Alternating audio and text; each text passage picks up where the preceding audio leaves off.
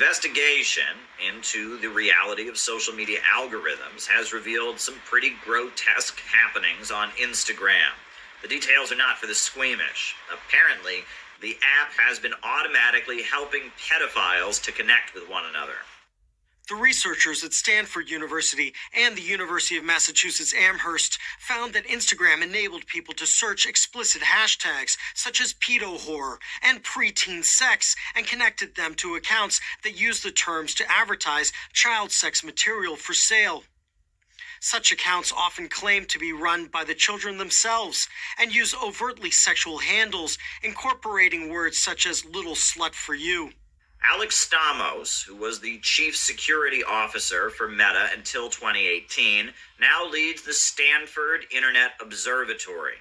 He noted that individuals whose accounts have already been flagged and given limited access can still dive deep into a network of people who share their criminal and disturbing interests. That a team of 3 academics with limited access could find such a huge network should set off alarms at Meta. I hope the company reinvests in human investigators.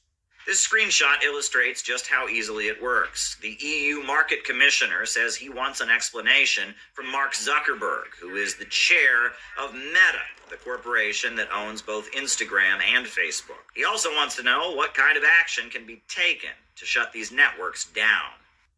Meta's voluntary code on child protection seems not to work. Mark Zuckerberg must now explain and take immediate action. I will discuss with him at Meta's HQ in Menlo Park on 23rd of June. After the 25th of August, under the Digital Services Act, Meta has to demonstrate measures to us or face heavy sanctions. No word from the CEO so far, but Meta has replied with this bland statement, reassuring everyone that they oppose crimes against children. Child exploitation is a horrific crime.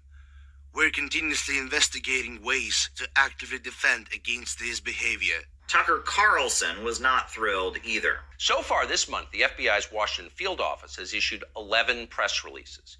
10 out of 11 have been about January 6th. Keep in mind that January 6th happened more than 2.5 years ago. Now you know why the feds were ignoring kid touchers on Instagram. They're too busy to respond. They've got much more important things to do, like finding white supremacists.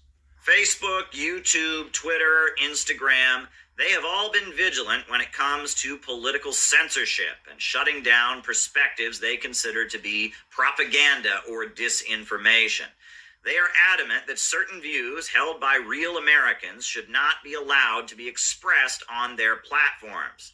But it seems like, amid all of this political censorship, some pretty vile things have slipped through.